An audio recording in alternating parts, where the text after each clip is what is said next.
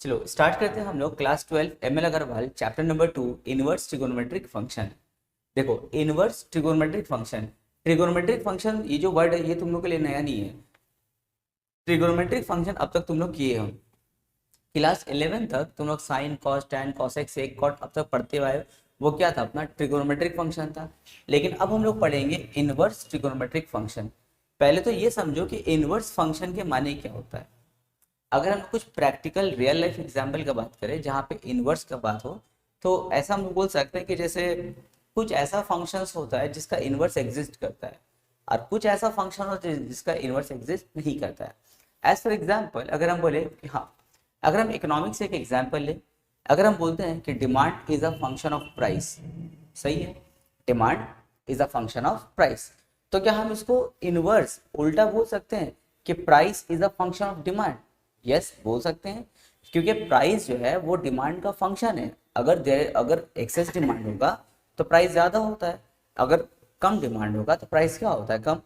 तो अगर हम तुम लोग से पहला स्टेटमेंट बोलते हैं कि demand is a function of price, हम इसे को इनवर्स में बोल सकते हैं कि price is a function of demand.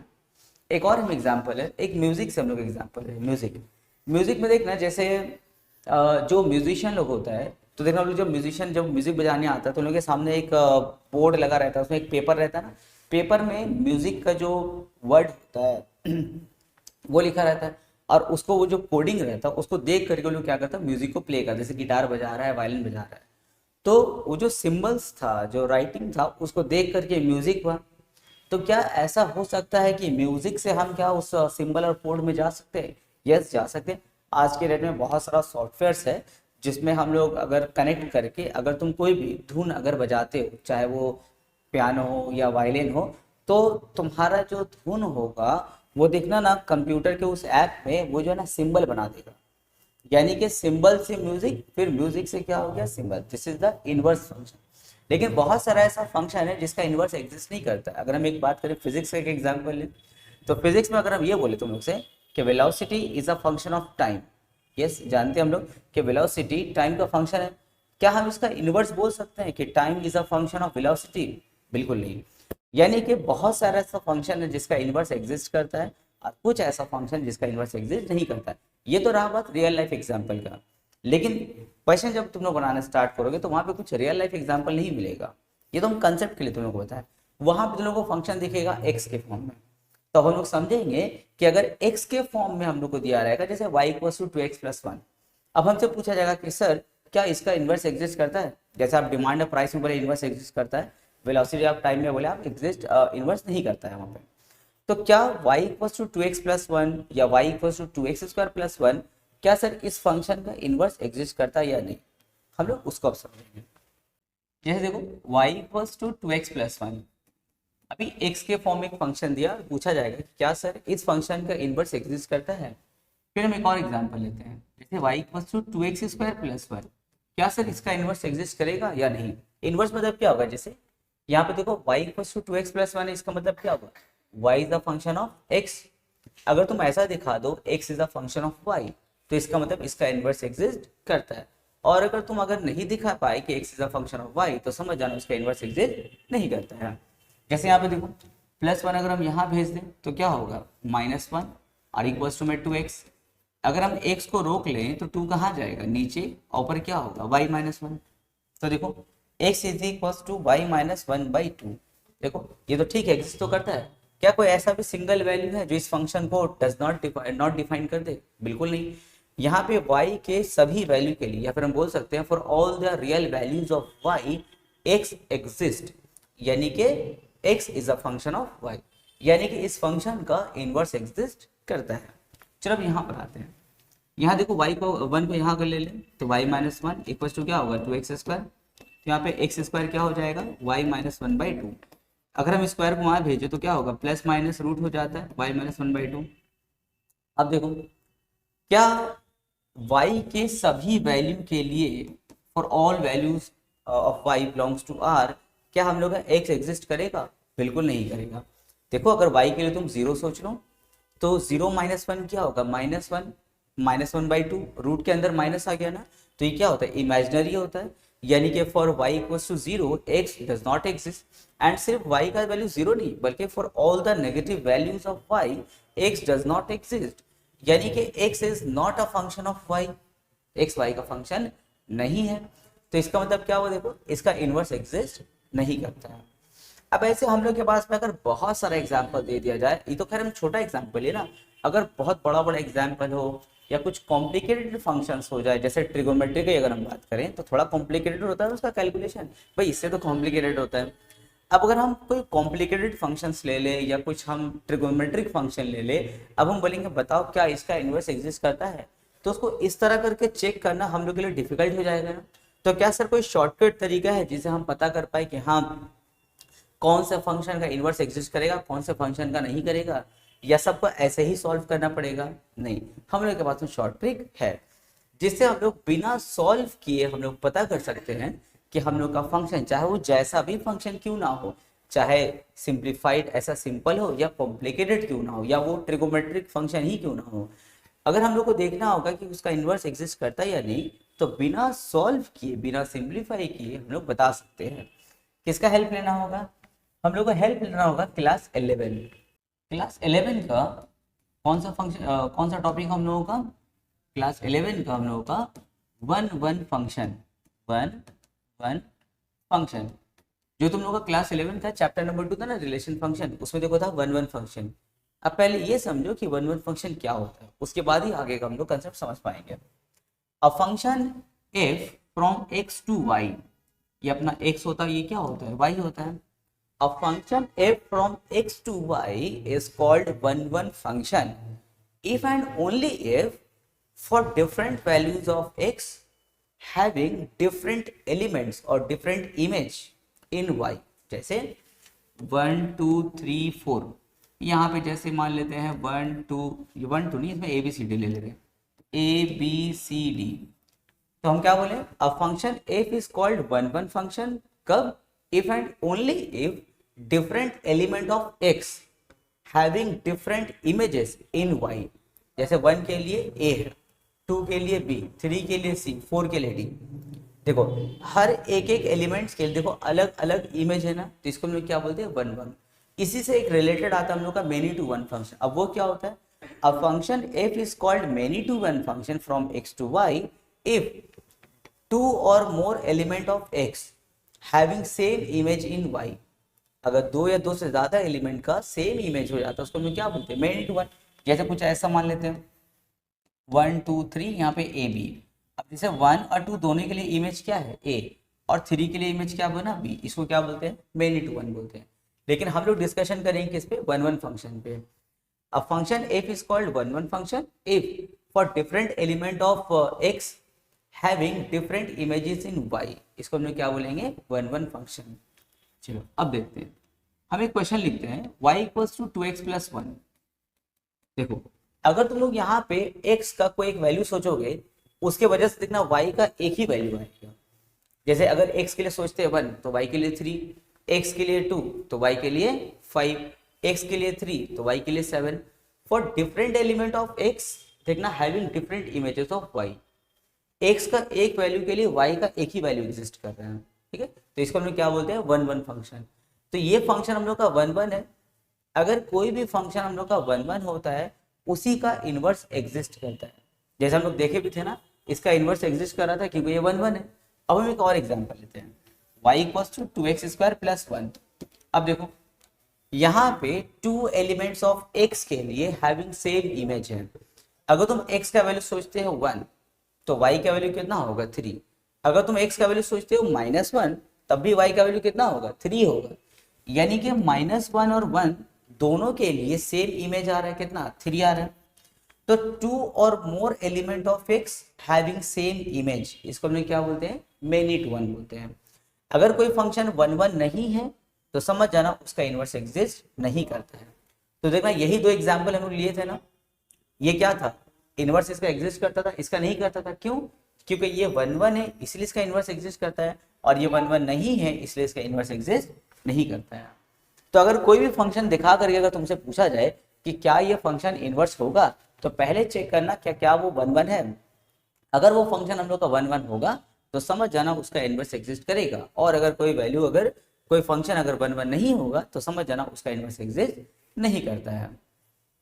चलो तो अब इसी कंसेप्ट को लेकर के हम लोग चलते हैं ट्रिगोनोमेट्रिक फंक्शन के पास में, जैसे y equals to sine x, फिर y equals to cos x, या फिर x equals to sine y, x equals to cos y, ऐसा भी लिख सकते हैं। अब हम चेक करिए क्या y equals to sine x का इनवर्स एग्जिस्ट करता है। जैसे यहाँ पे y equals to sine x है तो क्या x equals to sine inverse y exist करेगा या नहीं करेगा। तो उसके लिए हम दोनों को क्या बोले, इनवर्स होगा या नहीं होगा वो डिपेंड करता है वो फंक्शन 1 1 है या नहीं है। तो देखो अगर हम बात करें जैसे y equals to sine x में अगर हम डोमेन का बात करें तो याद है डोमेन जो होता है वो x, वो क्या होता है, पूरा ऑल द रियल नंबर्स होता है।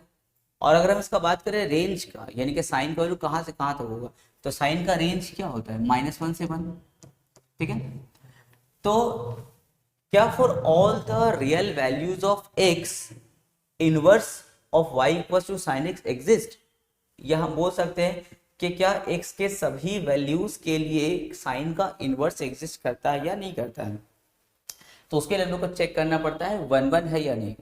अगर x के ऑल द रियल नंबर्स की वजह से, ऑल द रियल नंबर के लिए, यानी कि all the different real numbers के लिए if different values of y exist, तो इसका मतलब क्या होगा, फंक्शन 1 1 है। जैसे तुम x का कुछ एक वैल्यू सोचे, जैसे सपोज 0, तो x का अगर हम 0 सोचते हैं तो साइन 0 क्या होगा 0, तो y का वैल्यू 0 हो गया, तो यहाँ पे 1 1 हमको लग रहा है। लेकिन अगर तुम x का वैल्यू पाई सोच लेते हो तो साइन पाई क्या होता है 0, तो y का वैल्यू फिर क्या हो गया 0। यानी कि x के दो वैल्यू की वजह से y हम लोग का क्या हो गया, सेम वैल्यू आ रहा है।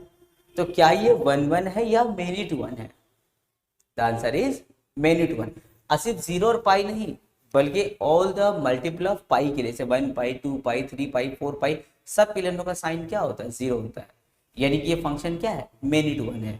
अगर ये फंक्शन हम लोग का मेनी टू 1 है तो क्या इसका इनवर्स एग्जिस्ट करेगा, द आंसर इज नो, इसका इनवर्स एग्जिस्ट नहीं करेगा। लेकिन फिर भी हम लोग भाई चैप्टर का नाम इनवर्स ट्रिगोनोमेट्रिक फंक्शन, तो देखो साइंस और मैथमेटिशियन लोग इसका क्या उपाय निकाला, वो बोला ठीक है हम मानते हैं कि अपने पूरा फॉर ऑल द डोमेन, यानी कि एक्स का पूरा वैल्यूज के लिए उसका इनवर्स एग्जिस्ट नहीं करता है, लेकिन कुछ कुछ इंटरवल का बात करें तो वहां पे उसका इनवर्स एग्जिस्ट करेगा, यानी कि वहां पे वो 1 1 होगा। जैसे पूरा रियल नंबर का अगर हम बात करें तो वहां पे हमको कुछ ऐसा वैल्यू, बल्कि बहुत सारा ऐसा वैल्यू मिला जिसकी वजह से y का सेम वैल्यू आ रहा था, सेम इमेज आ रहा था, तो वो मेनी टू 1 हो जा रहा था।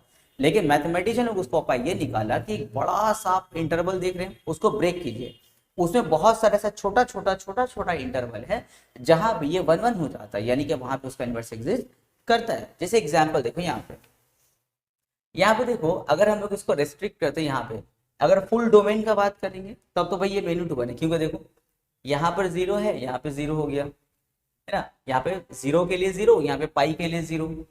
अगर हम बात करें यहाँ देखो 1/2 के लिए, 5 पाई/6 के लिए भी 1/2 है, पाई/6 के लिए भी यहाँ पे 1/2 है। तो क्या ये हम लोग का 1 1 हो रहा है, बिल्कुल नहीं। यहाँ पे दो x का दो वैल्यू के लिए y का सेम वैल्यू आ गया, तो ये क्या है मेनी टू 1 है।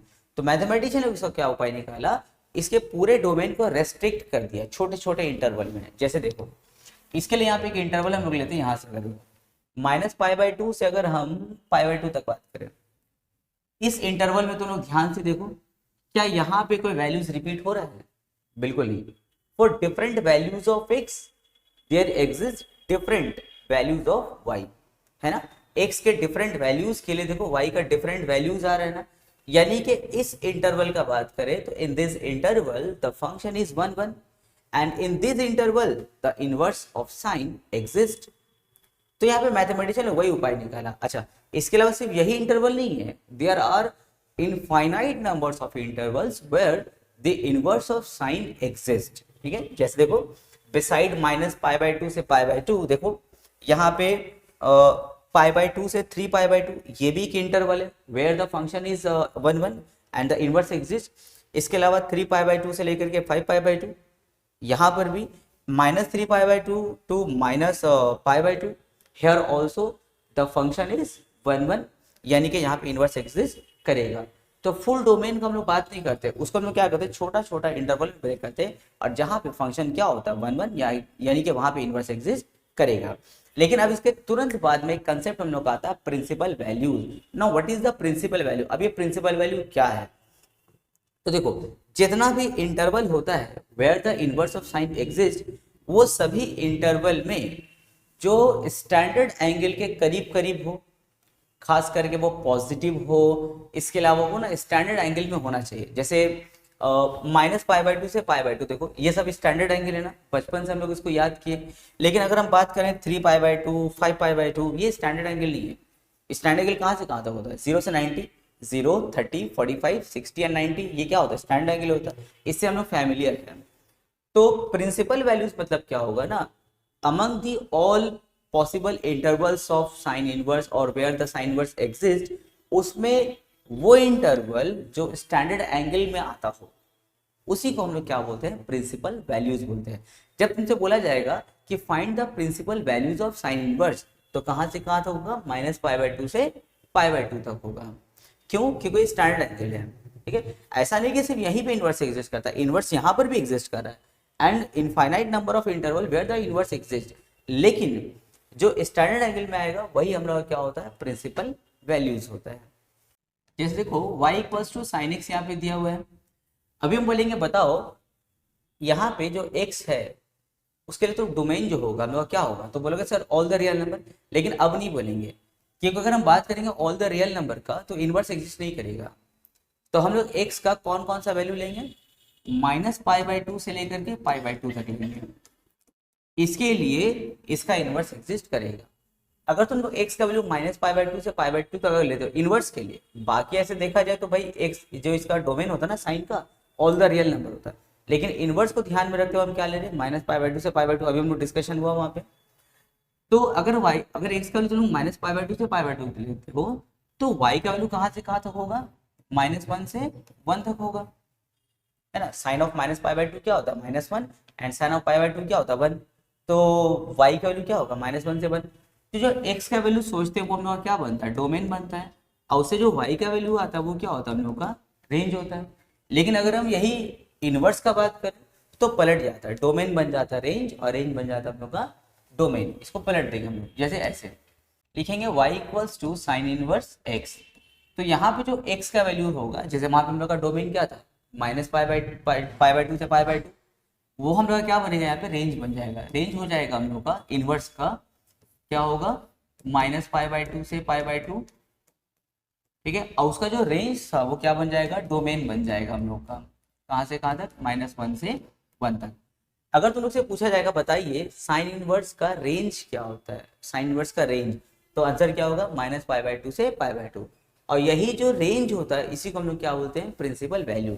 यानी कि अगर हम तुम लोग से ये पूछें कि बताओ principal value of sine inverse x क्या होगा, तो आंसर होगा -π/2 से π/2। क्लियर है? यानी कि इनवर्स ट्रिगोनोमेट्रिक फंक्शन जो होता है उसका जो रेंज होता है वही हम लोग क्या होता है? प्रिंसिपल वैल्यू होता है। चलो तो हम लोग डिस्कस करते हैं कॉस इनवर्स के बारे में। जैसा हम लोग देख रहे थे कि y = sin इनवर्स, अगर हम बात कर रहे थे जैसे y = sin x का, तो देखो क्या हम लोग का साइन का इनवर्स एग्जिस्ट कर रहा था? तो अगर हम लोग देख रहे थे कि अगर उसका पूरे डोमेन का अगर हम बात करें पूरे रियल नंबर में, तो हम लोग का साइन जो है 1 फंक्शन नहीं हो रहा था। लेकिन हाँ, अगर हम उसका कुछ इंटरवल ब्रेक करके निकाले थे जैसे -π/2 से π/2, तो वहां पर साइन का इनवर्स एग्जिस्ट कर रहा था क्योंकि वो 1 फंक्शन था। उसी तरह हम कॉस इनवर्स में चेक करेंगे कि क्या y = cos x, क्या इसका इनवर्स एग्जिस्ट करता है? क्या कॉस का इनवर्स एग्जिस्ट करेगा?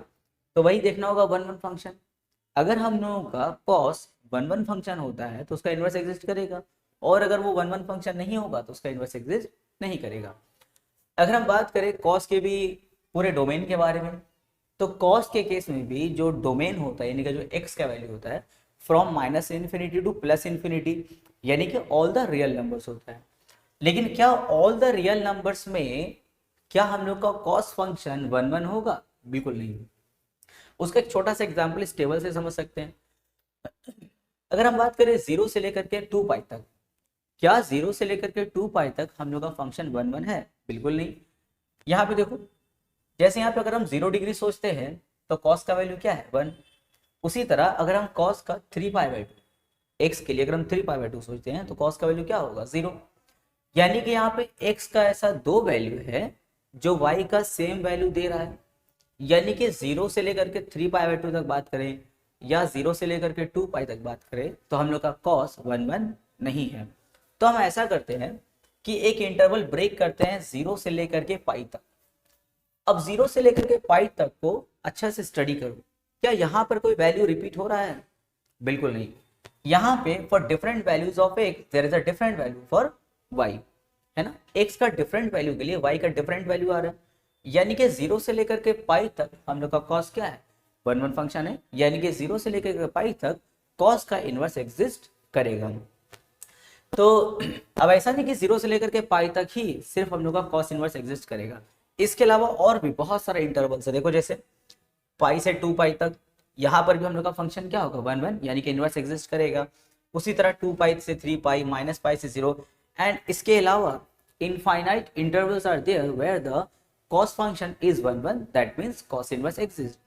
लेकिन इन सभी में वो कौन सा ऐसा इंटरवल है जो स्टैंडर्ड एंगल के आसपास आता है और जिसका वैल्यूज हम लोग को याद है? तो आंसर है हम लोग का 0 से लेकर के पाई तक। इसीलिए 0 से पाई तक हम लोग इसमें क्लास 12 में इसको हम लोग प्रिंसिपल वैल्यू कंसिडर करते हैं।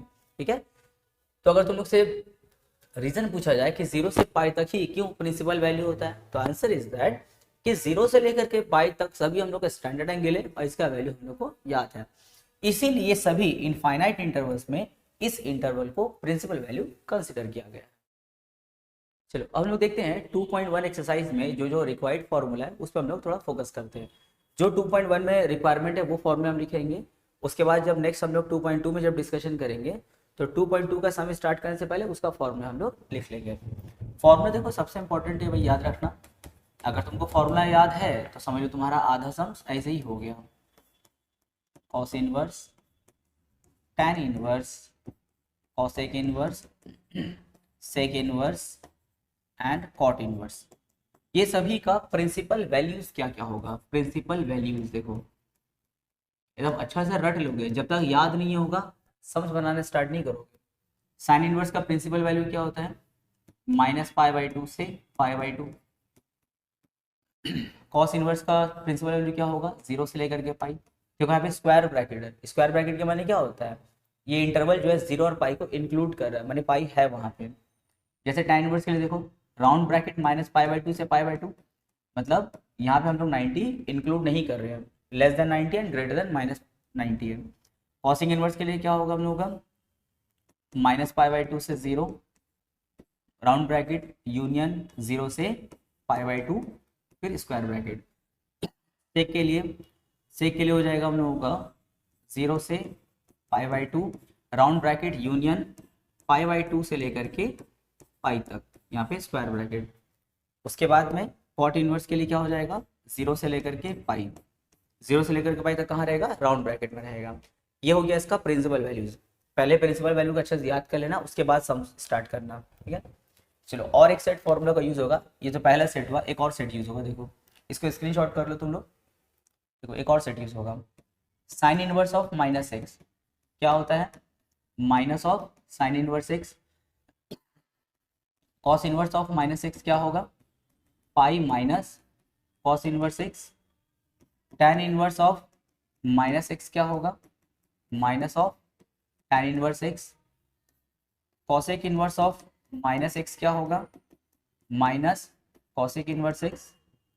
सेक इनवर्स ऑफ -x क्या हो जाएगा pi minus sec inverse x। And cot inverse of -x क्या हो जाएगा हम लोगों का pi minus cot inverse x। अब सबको हम लोग रेंज भी लिख लेते हैं, सबका रेस्ट्रिक्शन दिया हुआ है। इसके लिए हो जाएगा देखो x greater than equal to -1 से less than equal to 1। Cos के लिए भी होगा x greater than equal to -1 से less than equal to 1। Tan के लिए होता है x ग्रेटर देन -∞ से लेस देन इन्फिनिटी। कॉसेक के लिए होता है, कॉसेक के लिए हम लोगों का हो जाएगा x less than equal to -1 और x greater than equal to 1। Sec के लिए हो जाएगा x less than equal to -1 and greater than equal to 1। And cot के लिए हो जाएगा x ग्रेटर देन -∞ से लेस देन इन्फिनिटी। ये तुम लोगों को जो है इसका रेस्ट्रिक्शन भी साथ में याद रखना होगा। और ये फॉर्मूला भी याद रखोगे। तो ये दो सेट हो गया हम लोग का, वहाँ सेट 1 था, ये सेट 2 हो गया हम लोगों का, सेट 2 हो गया। ये दोनों सेट हम लोग के एक्सरसाइज नंबर 2.1 में यूज होगा। तो अच्छे से रट लो, उसके बाद हम स्टार्ट करना। चलो तो स्टार्ट करते हैं हम लोग क्वेश्चन नंबर 1 का 2 में। देखो पहले क्वेश्चन क्या बोला, फाइंड द प्रिंसिपल वैल्यूज। इसका प्रिंसिपल वैल्यूज बताना है, किसका, कॉस इनवर्स ऑफ 1/2 का हम लोग को प्रिंसिपल वैल्यू बताना है। चलो सिंप्लीफाई करते हैं इसको, लिखेंगे कॉस इनवर्स। अच्छा बताओ 1/2 कॉस का कितना डिग्री होता है। 1/2 कॉस का 60 डिग्री होता है, यानी कि कॉस π/3 होता है। अब हम यहाँ से कॉस इनवर्स और कॉस को रिमूव कर देंगे, तो क्या बचेगा π/3। अब देखो π/3 क्या π/3 कॉस इनवर्स का प्रिंसिपल वैल्यू के रेंज में आता है। क्या π/3 हम लोग का बिलोंग करता है, इससे देखो तो 0 से पाई, 0 से पाई मतलब क्या, 0 से 180।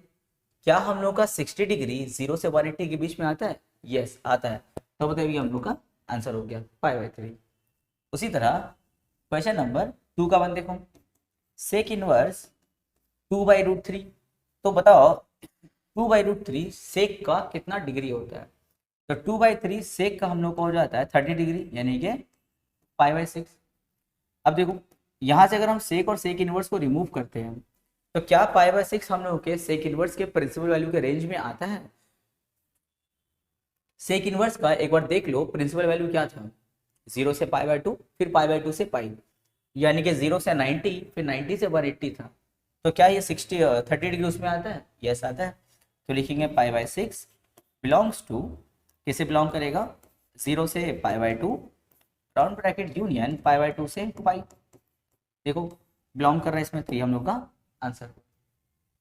नेक्स्ट देखो क्वेश्चन नंबर 3 का 3 देखो, क्वेश्चन क्या हम लोगों का 3 का 3 में क्वेश्चन है हम लोग का कॉसेक इनवर्स ऑफ -√2। तो सबसे पहले तो देखो इसमें सेट 2 का फॉर्मूला लगाएंगे।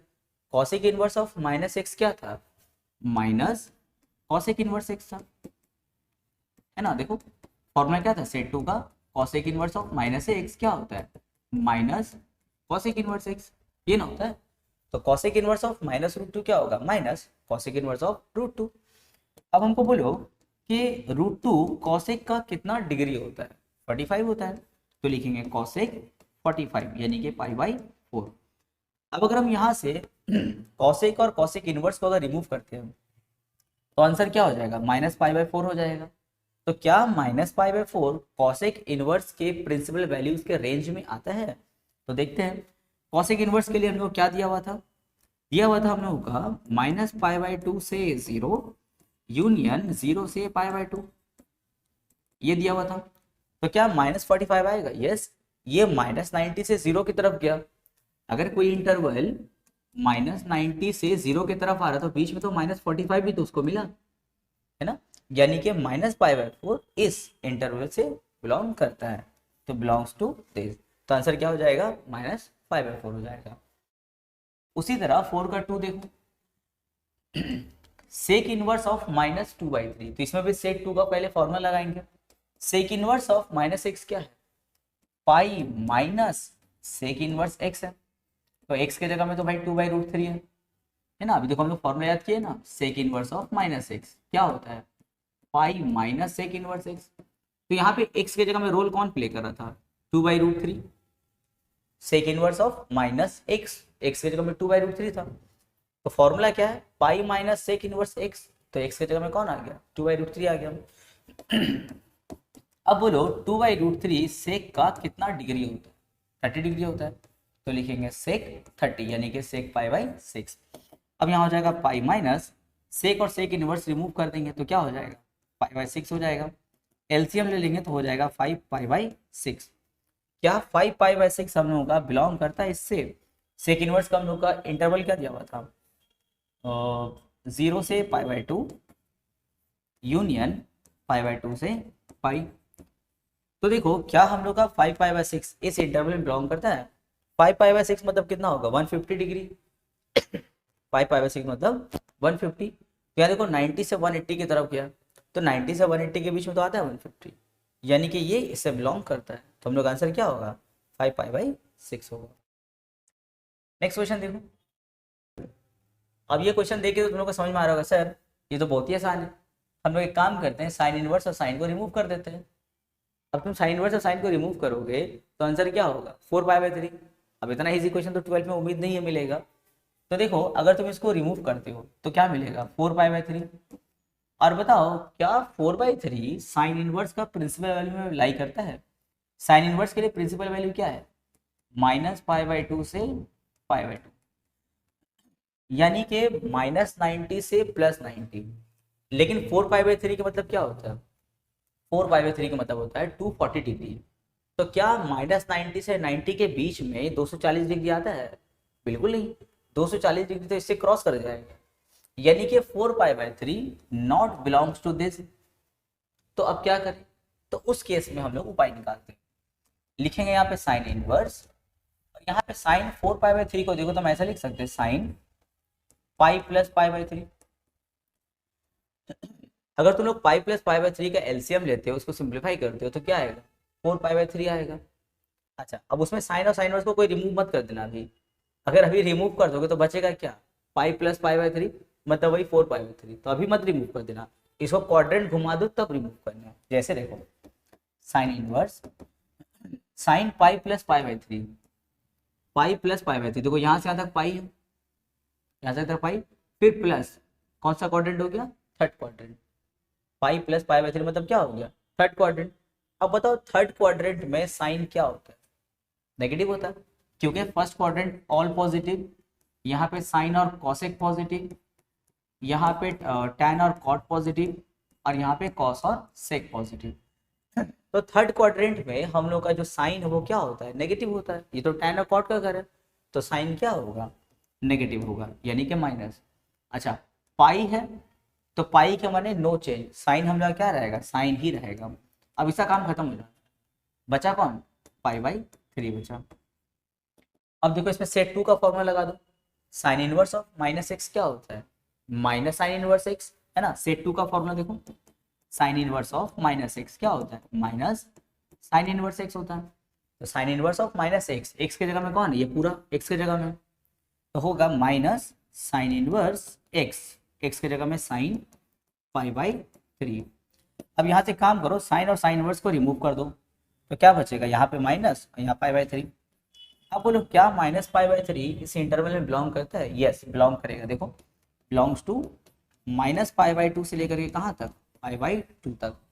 -π/2 से π/2 मतलब क्या, देखो ये -90, यहाँ पे +90, -90 से +90 के बीच में देखो -60 तो बिलोंग करता है हम लोग का, क्योंकि अगर -90 से बढ़ेंगे तो एक बार हमको कभी -60 दिखेगा, कभी -30 दिखेगा, देन जाकर के वो 0 होगा, यानी कि -90 से 90 के बीच में कौन है, -60 है।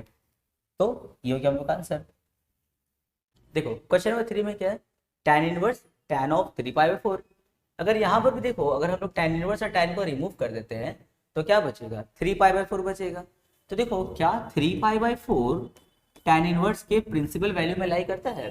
tan इनवर्स का प्रिंसिपल वैल्यू क्या है, -π/2 से लेकर के π/2 तक, पर राउंड ब्रैकेट है, राउंड ब्रैकेट, यानी कि 90 से 90 तक है पर इंक्लूड नहीं करेगा उसको, यानी कि कुछ ऐसा है, देखो -π/2 से यहाँ पे +π/2, मतलब उसको इंक्लूड नहीं करेगा। और साइन इनवर्स के केस में क्या था, इसको इंक्लूड कर लिया था, इसीलिए वहाँ पे स्क्वायर ब्रैकेट था, और यहाँ पे क्या है, राउंड ब्रैकेट। तो 3π/4 मतलब कितना होता है, 135 डिग्री होता है, क्योंकि पाई के लिए 180 बैठाएंगे, अगर इसको सिंप्लीफाई करेंगे तो कितना आएगा, 135 आएगा। पर यहाँ तो 90 में ही खत्म है, -90 से +90, और 3π/4 तो इससे आगे निकल जाएगा 135। तो क्या ये इस इंटरवल में आया, बिल्कुल नहीं आया, तो नॉट बिलोंग्स टू, यानी कि इस तरह हम इसको रिमूव नहीं कर सकते हैं। तो फिर क्या करेंगे, उसको क्वाड्रेंट में काम करेंगे, तो लिखेंगे tan इनवर्स tan, अब देखो 3π/4 है, क्या हम उसको ऐसा लिख सकते हैं, पाई माइनस π/4। अगर पाई माइनस π/4 को तुम लोग सिंप्लीफाई करते हो अगर एलसीएम करके, तो देखना 3π/4 आ जाएगा, ठीक है। अच्छा बहुत बच्चा लोग क्या करता है ना, फटाक से फिर यहाँ से tan और tan इनवर्स को रिमूव कर देता है। अभी अगर tan और tan इनवर्स को रिमूव कर दोगे तो बचेगा पाई माइनस π/4, सिंप्लीफाई करके तो वही 3π/4 हो जाएगा। यानी कि अभी रिमूव मत करो, अभी इसको क्वाड्रेंट में थोड़ा टहला लो, उसके बाद रिमूव करेंगे। यानी कि tan इनवर्स और यहाँ पे tan pi minus pi by 4, तो देखो पाई कहाँ से कहाँ तक है, ये अपना पाई होता है। फिर बोला है माइनस, यानी कि थोड़ा पीछे चलो, यहाँ पे आ जाओ। कौन सा क्वाड्रेंट है, सेकंड क्वाड्रेंट है। सेकंड क्वाड्रेंट में tan क्या होता है, नेगेटिव। अभी हम वहां पे दिखाए ना, सेकंड क्वाड्रेंट में tan क्या होता है, नेगेटिव। क्यों, क्योंकि ये तो साइन और कॉसेक का घर है। यहाँ पे tan क्या होगा, नेगेटिव, तो यहाँ पे हम देंगे माइनस। यहाँ पे पाई है तो नो चेंज। अगर पाई की जगह पाई बाई 2 होता यहाँ पे, तो tan की जगह कॉट हो जाता, ठीक है। लेकिन अगर पाई रहेगा तो tan की जगह में tan ही तुमको लिखना होगा। अगर पाई बाई 2 होता तो tan की जगह कॉट लिखते। अच्छा हो गया, अब इसका काम खत्म। इसका काम सिर्फ क्वाड्रेंट कहलाने का ही था, फिर ये काम खत्म हो जाता है। बचा कौन, पाई बाई 4। अब यहाँ पे हम लोग सेट 2 का फॉर्मूला लगाएंगे, tan inverse of minus x. Set 2 का formula tan inverse of minus x क्या होता है, minus tan inverse x, x यानी कि tan पाई बाई 4, ठीक है।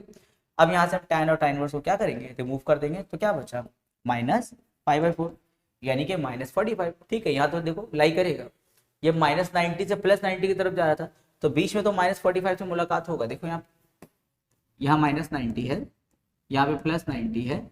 अगर ये यहाँ से यहाँ तक जाएगा तो कभी उसको -60 दिखेगा, कभी उसको -45 दिखेगा, कभी उसको -30 दिखेगा, फिर कभी 0 दिखेगा, फिर 0 से वो आगे बढ़ेगा।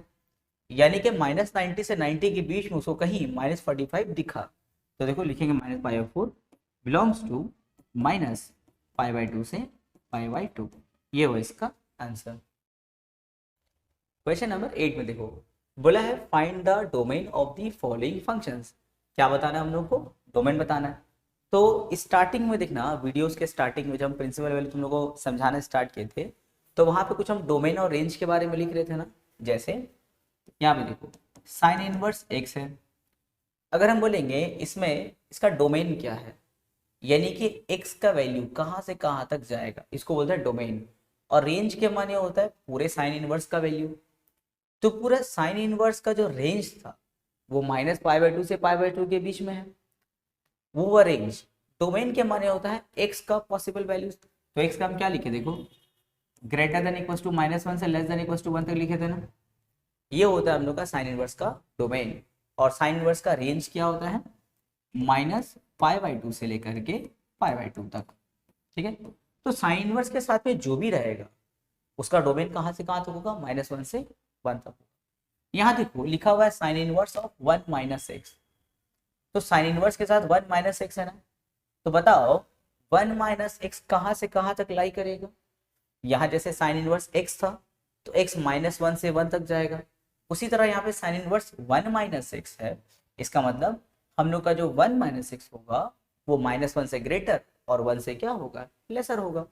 तो देखो लिखेंगे implies that 1 - x is greater than equals to -1 less than equals to 1। अब चलो x को सॉल्व करते हैं। तो याद है x को कैसे सॉल्व करते हैं, क्लास 10 में भी था ना हम लोग का। x को सॉल्व करना मतलब क्या, बीच में x को फ्री करना होगा। जैसे यहाँ पे 1 माइनस है तो ये 1 और माइनस दोनों को भगाना होगा, x को फ्री करना होगा। तो बीच में जो +1 देख रहे हो इसको भगाने के लिए हम लोग क्या करते हैं, सब्ट्रैक्टिंग बाय 1 करते हैं हम लोग। तो हो जाएगा -1 greater than equals to 1 - x -1 less than equals to 1 - 1। यहाँ पे रीजन हम लिख दे रहे हैं, कंडीशन हम लोग यहाँ पे लिखेंगे इसका सब्ट्रैक्टिंग 1। ये 1 से सब्ट्रैक्ट क्यों किए, देखो अब +1 और -1 कट हो जाएगा, x को फ्री कर रहे हैं हम लोग। तो -1 क्या होगा, -2 lesser than equals to -6 less than equals to 1 - 1 क्या होगा, 0। अभी भी x फ्री नहीं हुआ, अभी x को पॉजिटिव करने के लिए -1 से हम लोग को मल्टीप्लाई करना होगा। तो जब -1 से मल्टीप्लाई करेंगे तो इनइक्वालिटी का साइन चेंज हो जाता है ना। जब भी हम लोग माइनस से डिवाइड या मल्टीप्लाई करते हैं तो इनइक्वालिटी चेंज हो जाता है। ये जो लेसर का साइन देख रहे हो बन जाएगा ग्रेटर। तो -2 इंटू -1, ये लेसर बनेगा ग्रेटर देन -x इंटू -1, फिर ये लेसर क्या बनेगा, ग्रेटर देन 0 इंटू -1। यहाँ पे कंडीशन लिख देना मल्टीप्लाइंग बाई -1 से हम लोग मल्टीप्लाई कर दिए। तो -2 को -1 से मल्टीप्लाई करेंगे तो क्या होगा, +2 -+2 1 2 greater than equals to -+x greater than equals to 0। तो हम लोग का x कहाँ से कहाँ तक जा रहा है, 0 से ग्रेटर है और 2 से लेसर है। यानी कि इसका हम लोग का डोमेन क्या निकला, डोमेन के माने क्या होता है, all the possible values of x. तो देखो एक्स का वैल्यू क्या हो गया, 0 से ग्रेटर और 2 से लेसर, मतलब 0 से लेकर के 2 तक, 0 से लेकर के 2। स्क्वायर ब्रैकेट देना क्योंकि यहाँ पे देखो इक्वल टू लगा हुआ है ना, तो स्क्वायर ब्रैकेट देना होगा। यानी कि इसका हम लोग का डोमेन क्या हो गया, 0 से लेकर के 2 तक। उसी तरह अगर सेक इनवर्स का हम बात करें तो सेक इनवर्स के केस में क्या होता है, इसका स्क्रीनशॉट कर लो। सेक इनवर्स के केस में क्या होगा, जैसे साइन इनवर्स का हम लोग देखे ना डोमेन और रेंज, उसी तरह सेक इनवर्स का भी होने के पास में लिखा रहता है सेक इनवर्स एक्स। तो इसका जो रेंज होता है, रेंज सेक इनवर्स एक्स का, वो कहाँ से कहाँ तक होता है, वो होता है हम लोग का -π/2 से 0 से π/2, 0 से π/2 यूनियन π/2 से कहाँ तक होता है, पाई तक होता है। ठीक है, ये हो गया सेक इनवर्स का रेंज। इसका डोमेन क्या होता है, इसका डोमेन होता है x lesser than equals to -1 और ग्रेटर देन इक्वल्स टू 1, ये होता है उसका डोमेन। तो यहाँ पे देखो सेक इनवर्स के साथ 2x - 3 है ना, जैसे जब यहाँ पे सेक इनवर्स के साथ x था तो x less than equals to 1, x greater than equals to 1 था। लेकिन इस बार सेक इनवर्स के साथ कौन है, 2x - 3 है, तो हो जाएगा हम लोग का 2x - 3 laser than equals to -1 और 2x - 3 greater than equals to 1। चलो यहाँ पे x को सॉल्व करते हैं, तो -3 को वहाँ भेज दो, तो हो जाएगा 2x lesser than equals to -1 plus 3, 2x lesser than equals to 3 - 1 क्या होगा 2, 2 नीचे चला जाएगा तो x lesser than equals to 2/2, cut करेंगे तो x lesser than equals to क्या हो गया 1, यानी कि 1 से लेसर होगा। अच्छा 1 से लेसर यानी कि 1 से कहाँ तक, -इन्फिनिटी तक, -इन्फिनिटी कॉमा 1, 1 में स्क्वायर ब्रैकेट देना क्योंकि इक्वल टू लगा हुआ है। अब इसको करते हैं, -3 वहाँ जाएगा तो क्या हो जाएगा 1 + 3, 2x greater than equals to 4, x को रोकेंगे तो 2 नीचे ऊपर 4, 2 1 जा 2 2 जा, तो x क्या हो गया ग्रेटर देन इक्वल्स टू 2। तो 2 से ग्रेटर कहाँ तक, पॉजिटिव इन्फिनिटी तक, तो लिखेंगे x कहाँ से कहाँ तक जा रहा है, 2 से लेकर के इन्फिनिटी, क्योंकि 2 से ग्रेटर है ना, 2 से बड़ा मैंने कहाँ तक, प्लस इन्फिनिटी तक, तो हो जाएगा 2 से लेकर के इन्फिनिटी। इन्फिनिटी में ऑलवेज हम लोग राउंड ब्रैकेट देते हैं क्योंकि इन्फिनिटी क्या है हमको नहीं पता। अगर हम बोलते हैं कि x का वैल्यू 2, x इक्वल टू 2, तो x का वैल्यू पता चल गया हमको, पर इन्फिनिटी आज तक नहीं पता कि वो क्या है। तो कभी भी हम इक्वल्स टू इन्फिनिटी नहीं लिख सकते। अगर तुम इक्वल टू इन्फिनिटी लिख दिए मतलब तुम बता रहे हो कि इसका वैल्यू इन्फिनिटी है, यानी कि तुमको पता चल गया इन्फिनिटी क्या है। तो इसीलिए हम लोग क्या करते हैं, इन्फिनिटी में ऑलवेज हम लोग राउंड ब्रैकेट देते हैं। लेकिन दोनों को कंबाइन करके आंसर बताना होगा, तो चलो दोनों कंबाइन करते हैं। तो लिखेंगे डोमेन, डोमेन जो होगा -इन्फिनिटी से 1 तक है, यानी कि -इन्फिनिटी कॉमा 1 यूनियन, फिर देखो 2 से लेके कहाँ तक है, इन्फिनिटी तक है, तो 2 से लेकर के इन्फिनिटी, इन्फिनिटी में कैसा ब्रैकेट होगा, राउंड ब्रैकेट होगा।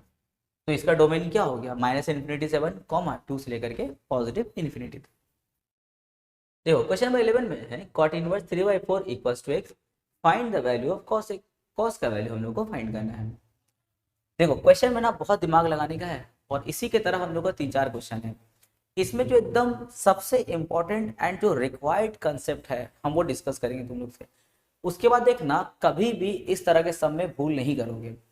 ज्यादातर टाइम बच्चा लोग जो है ना cos x का वैल्यू निकाल तो देता है पर cos x का गलत वैल्यू निकल जाता है, एक्चुअली में साइन का गलती कर देता है। तो इस वीडियो को और इस जो अभी 1-2 सम हम बनाएंगे उसको ध्यान से देखो, हम सारा कंसेप्ट उस पर हम डिस्कस कर देंगे। कभी भी तुम लोग साइन में गलती फिर नहीं करोगे। जैसे देखो मेरा क्वेश्चन है cot inverse 3/4 equals to x। पहले ये बताओ कि cot इनवर्स का जो प्रिंसिपल वैल्यूज होता है यानी कि जो उसका रेंज है कहाँ से कहाँ तक है, 0 से पाई तक।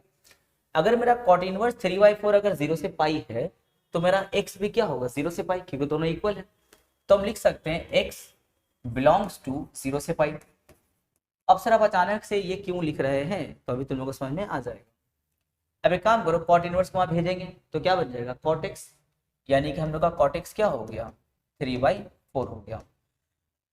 अब जरा इसको ध्यान से देखना है, मेरा x है 0 से पाई तक, यानी कि बताओ तो कौन कौन सा क्वाड्रेंट वो कवर कर रहे हैं। ये होता है 0 से π/2 और यहाँ से यहाँ तक पूरा क्या होता है 0 से लेकर के पाई तक होता है। 0 से लेकर के पाई यानी कि मेरा जो x है वो 0 से लेकर कहाँ तक है, पाई तक है। लेकिन कोई भी एक एंगल एक टाइम में किसी एक ही क्वाड्रेंट में लाई करता है। जैसे हम बोलेंगे 30 डिग्री, तो कौन से क्वाड्रेंट में लाई करेगा? फर्स्ट क्वाड्रेंट में। अगर हम बोलेंगे 120 तो किस में लाई करेगा? सेकंड क्वाड्रेंट में। अगर हम बोलेंगे 200 तो किस में लाई करेगा? थर्ड में। अगर हम बोलेंगे 350 तो किस में लाई करेगा? फोर्थ क्वाड्रेंट में। क्या कोई एक ऐसा एंगल है जो एट द सेम टाइम दो या दो से ज्यादा क्वाड्रेंट में लाई करे? क्या तुम लोग को एग्जांपल दे सकते हो कि हाँ सर मेरे पास में एक ऐसा एंगल है जो at the same time more than 2 quadrant में लाई करता है? Not possible. तो अगर हम बोलते हैं मेरा एक 0 से पाई तक है तो 101 एंगल है ना, तो किसी एक क्वाड्रेंट में लाई करता होगा। अब हम लोग ये पता करेंगे कि हम लोग का एक्स एक्चुअल में कौन से क्वाड्रेंट में लाई करता है, जो आगे यूज करना होगा फिर हम लोग को। देखो मेरा कॉट यहाँ पे 3/4 है, पॉजिटिव है नेगेटिव है? पॉजिटिव है। अब बोलो इन दोनों क्वाड्रेंट में कॉट पॉजिटिव कहाँ पर होता है? फर्स्ट में या सेकंड में? फर्स्ट में। गुड।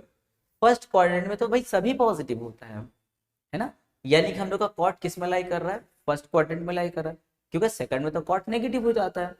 यानी कि हम लोग का जो कॉट एक्स है, यानी कि जो एक्स है हम लोग का एक्स कौन से क्वाड्रेंट में लाई कर रहा है? फर्स्ट में। यहाँ हमको कंफ्यूजन था कि एक्स 0 से पाई तक माने कौन से क्वाड्रेंट में लाई कर रहा है, पर जैसे इसके बाद हम इसको देखे अब वो मेरा कंफ्यूजन क्लियर हो गया कि मेरा एक्स कौन से क्वाड्रेंट में लाई कर रहा है? फर्स्ट क्वाड्रेंट में लाई कर रहा है। हाँ, अगर यहाँ पे -3/4 होता तो मेरा एक्स कौन से क्वाड्रेंट में लाई करता? सेकंड क्वाड्रेंट में। पर मेरा कॉट एक्स तो भाई पॉजिटिव आया है, यानी कि मेरा एक्स कौन से क्वाड्रेंट में लाई कर रहा है? फर्स्ट क्वाड्रेंट में लाई कर रहा है, जो इसका वैल्यू निकालने में हम लोग को हेल्प करेगा। इसको याद रखो, दिमाग में फिट कर लो कि हम लोग का एक्स कौन से क्वाड्रेंट में लाई कर रहा है? फर्स्ट क्वाड्रेंट में लाई कर रहा है। अब इसको देखो हम लोग यूज करेंगे। चलो पहले कॉट को टैन में कन्वर्ट करो, तो कॉट और टैन तो रेसिप्रोकल होता है ना। अगर मेरा कॉट 3/4 है तो टैन क्या होगा? 4/3। अब टैन से हम लोग चलेंगे सेक में, तो एक फॉर्मूला है ना, बचपन से याद करके आए, सेक स्क्वायर क्या होता है? 1 + tan² x। 1 + tan x के लिए क्या बैठाएंगे? 4/3 और उस पर क्या है? स्क्वायर, तो 1 + 16/9। अब इसका एलसीएम कर लो, सिंप्लीफाई करेंगे तो कितना होगा? 25/9। ये हो गया हम लोग का सेक स्क्वायर एक्स। अगर मेरा सेक स्क्वायर एक्स अगर 25/9 है तो कॉस स्क्वायर एक्स क्या होगा? इसका रेसिप्रोकल हो जाएगा, क्योंकि सेक और कॉस क्या होता है? रेसिप्रोकल होता है। तो अगर मेरा सेक स्क्वायर 25/9 है तो कॉस स्क्वायर क्या होगा? 9/25 होगा। अब स्क्वायर वहां भेजेंगे, देखो स्क्वायर जैसे वहां भेजेंगे तो ±√9/25 होगा ना। तो देखो ±9 का √3 और 25 का √5, यानी कि कॉस का वैल्यू कितना आ रहा है? +-3/5 आ रहा है। यानी कि एक्स का हम लोग का कॉस एक्स का दो वैल्यू आ रहा है, एक है +3/5 और एक है -3/5। लेकिन जानते हो जब तुम उसका आंसर चेक करोगे तो एक ही आंसर है। अब +3/5 है आंसर या -3/5 है, अब उसको सोचो। तो इस कंफ्यूजन को क्लियर करने के लिए और आंसर सही देने के लिए हम लोग ये क्वाड्रेंट और इसका काम किए थे हम लोग। अगर ये दोनों काम तुम नहीं करोगे तो तुम आंसर गलत दे दोगे। जैसे बहुत सारा बच्चा लोग क्या करता है, कॉस का वैल्यू तक निकाल दिया, निकाल के यहीं पे आंसर करके छोड़ देता है, पर नहीं, कॉस का कोई एक वैल्यू आंसर में है। तो देखते हैं कि +3/5 आंसर में या -3/5। अब वापस थोड़ा पहले आ जाओ, हम लोग का जो एक्स था कौन से क्वाड्रेंट में लाई कर रहा था? फर्स्ट क्वाड्रेंट में। अगर मेरा एक्स फर्स्ट क्वाड्रेंट में लाई कर रहा था तो कॉट पॉजिटिव था। तो हमको ये बताओ कि अगर मेरा एक्स फर्स्ट क्वाड्रेंट में लाई कर रहा है तो कॉस क्या होगा? पॉजिटिव या नेगेटिव होगा? पॉजिटिव होगा, क्योंकि फर्स्ट क्वाड्रेंट में सभी पॉजिटिव होता है, साइन कॉस टैन सब पॉजिटिव होता है। तो मेरा एक्स तो सेकंड क्वाड्रेंट में लाई कर रहा था, तो मेरा कॉस क्या होना चाहिए? पॉजिटिव होना चाहिए। यानी कि जो -3/5 आंसर देख रहे हो वो क्या है? रॉन्ग है। तो यहाँ पर हम लोग लिखेंगे cos x not equals to -3/5। इसका रीजन बताना, since x lies in the first quadrant. कहाँ लाई कर रहा है? फर्स्ट क्वाड्रेंट में लाई कर रहा है, तो देयरफॉर cos x क्या हो जाएगा? 3। तो अगर देखो अगर हम लोग ये क्वाड्रेंट का काम नहीं करते ना तो तुम लोग गलत आंसर दे देते हैं। ठीक है, तो अभी हम लोग इसके जैसा और एक दो क्वेश्चन हम लोग बनाते हैं, एक दो क्वेश्चन बना करके उसके बाद इसको देखना और डाउट में क्लियर हो जाएगा। क्वेश्चन नंबर 12 का 2 देखो। अब वहाँ जो हम लोग कंसेप्ट यूज किए एक बार अच्छे से क्वेश्चन नंबर 11 को देख लेना, उसके बाद क्वेश्चन नंबर 12 को देखोगे। हम सेम कंसेप्ट यहाँ पर भी यूज करने वाले हैं। ठीक है, यहाँ देखो क्वेश्चन में हम लोग का है कॉट इनवर्स ऑफ -1/7 x है। तो सबसे पहले ये देखो कि कॉट इनवर्स का जो रेंज है यानी कि प्रिंसिपल वैल्यू वो क्या है? 0 से लेकर के पाई तक। अगर मेरा ये 0 से पाई है तो x भी क्या हो, 0 से लेकर के पाई तक होगा। तो लिखेंगे x बिलोंग्स टू 0 से पाई। 0 से पाई तक यानी कि कितना क्वाड्रेंट को ये कवर करेगा, 2 क्वाड्रेंट को, 0 से लेकर के पाई तक वो कवर करेगा। लेकिन फिर वही बात है कि एक तो हम लोग का जैसे कोई एंगल होगा ना, तो भाई angle at the same time किसी 2 क्वाड्रेंट में तो लाई कर नहीं सकता है, या तो वो फर्स्ट में लाई करेगा या फिर वो सेकंड में लाई करेगा। ठीक है, तो चलो इसको एक स्टेप आगे बढ़ा दें तो और क्लियर होगा। कॉट इनवर्स वहां जाएगा तो बन जाएगा cot x is equal to क्या है, -1/7। मेरा कॉट देखो नेगेटिव है ना, अब देखो एक्स या तो फर्स्ट में लाई करता या फिर सेकंड में लाई करता, ये कहां से पता चलेगा, कॉट का वैल्यू को देख करके। मेरा कॉट नेगेटिव है, अब बताओ कॉट नेगेटिव कौन से क्वाड्रेंट में, फर्स्ट में या सेकंड में होता है, यस सेकंड में होता है। यानी कि हम लोग का जो एक्स है वो कौन से क्वाड्रेंट में लाई कर रहा है, सेकंड क्वाड्रेंट में लाई कर रहा है। ठीक, अब ये दो कॉन्सेप्ट को रोक करके रखो, आगे हम लोग इसको यूज करने वाले हैं। पहले देखो साइन का वैल्यू निकाल लें, तो हम लोग जानते हैं कॉसेक स्क्वायर का फॉर्मूला क्या होता है, 1 + कॉट स्क्वायर। 1 + कॉट के लिए क्या होगा, -1/7 पे होल स्क्वायर, 1 + 1/49। इसको आप सिंप्लीफाई करो, एलसीएम तुम लोगों को तो आती ही होगा, तो हो जाएगा 50/49। ये हो गया अपना कॉसेक स्क्वायर एक्स। स्क्वायर वहां जाएगा तो क्या बनेगा, रूट बनेगा, यानी कि कॉसेक एक्स इक्वल टू हो जाएगा ±√50/49। 50 को रूट से बाहर करेंगे तो हो जाएगा 5√2 एंड 49 तो पूरा ही रूट से बाहर हो जाएगा 7। अगर मेरा कॉसेक 5√2/7 है तो साइन इसका क्या होगा, रेसिप्रोकल होगा, यानी कि साइन एक्स क्या हो जाएगा, ±7/5√2 हो जाएगा। अब देखो साइन का कितना वैल्यू आया, 2 वैल्यू आया। अब देखेंगे साइन का कौन सा वैल्यू एक्सेप्टेबल है, प्लस वाला या माइनस वाला। पहले बताओ एक्स कौन से क्वाड्रेंट में लाई कर रहा था, सेकंड क्वाड्रेंट में। सेकंड क्वाड्रेंट में साइन क्या होता है, पॉजिटिव या नेगेटिव होता है, पॉजिटिव होता है। यानी कि बोलो साइन का हम लोग कौन सा वैल्यू लेंगे, 7/5√2 लेंगे। तो लिखेंगे sine x is equals to 7/5√2। कौन सा लिए, प्लस वाला लिए। रीजन क्या बताएंगे, रीजन बताएंगे since x lies in the second quadrant, second quadrant में लाई करता है, इसीलिए हम लोग जो है इसका पॉजिटिव वाला वैल्यू लिए हैं।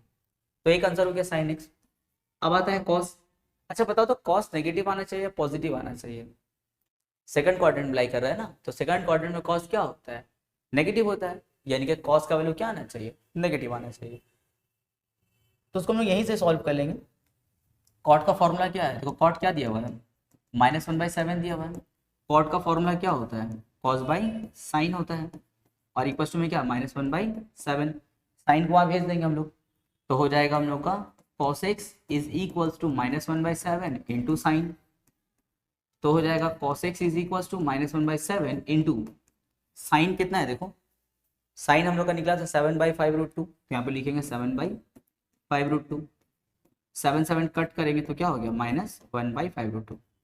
वैसे भी देखो कॉस तो भाई नेगेटिव आने वाला था क्योंकि x कहाँ था, सेकंड क्वाड्रेंट में था। तो साइन का वैल्यू हो गया हम लोग का 7/5√2 और कॉस का वैल्यू क्या हो जाएगा, -1/5√2। तो हम ये जो क्वाड्रेंट वाला और ये जो प्रिंसिपल वैल्यू वाला हम जो डिस्कशन कर रहे हैं ना, इसको दिमाग में अच्छे से रखोगे।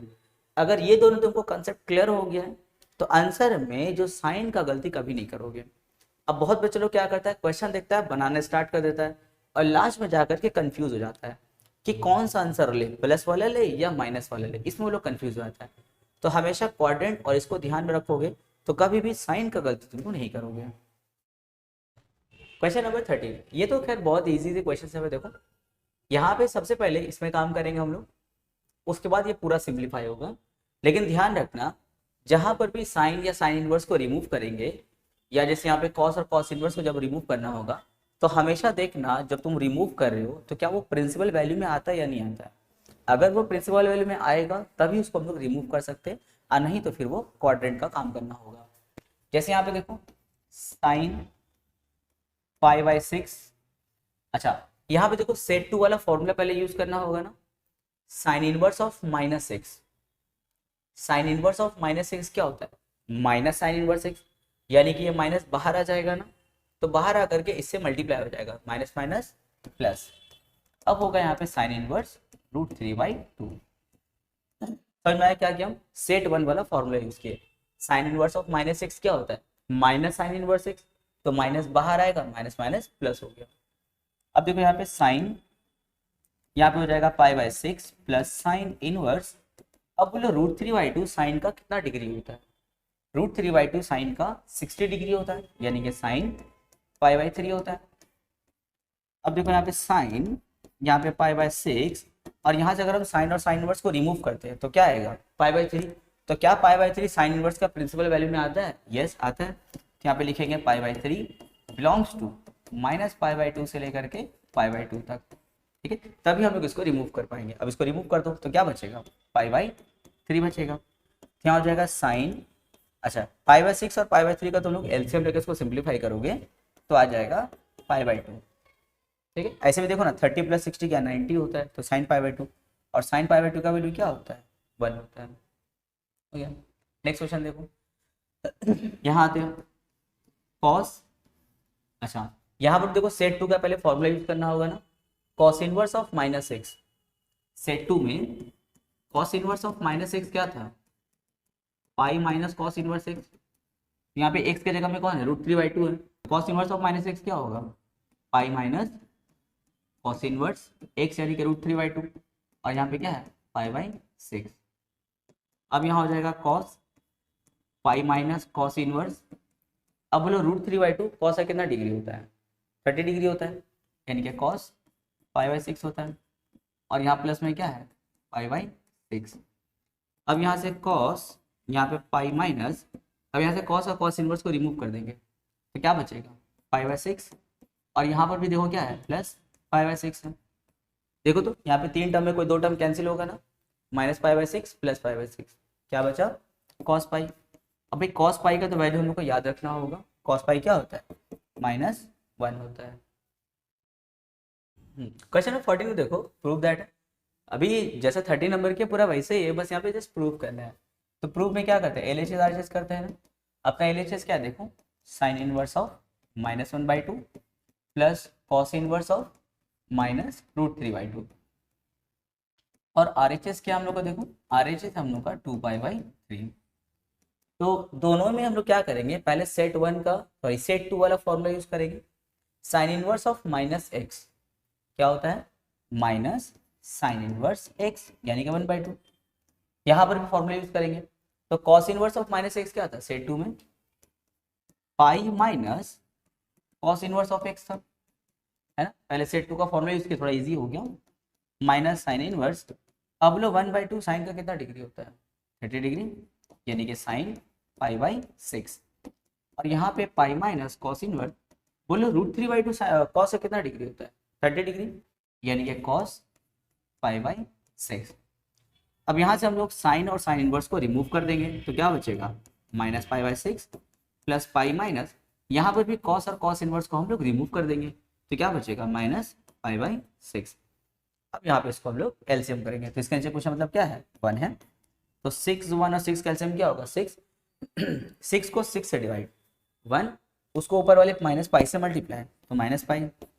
6 को 1 से डिवाइड, 6 उसको ऊपर वाले पाई से मल्टीप्लाई 6 पाई, और यहाँ पे -पाई। तो 6 पाई में से 1 पाई माइनस होगा 5 पाई, 5 पाई माइनस 1 पाई क्या होगा? 4 पाई, और नीचे में क्या है? 6 है। 2 2 जा 2 3 जा कट, तो क्या बचा? 2π/3।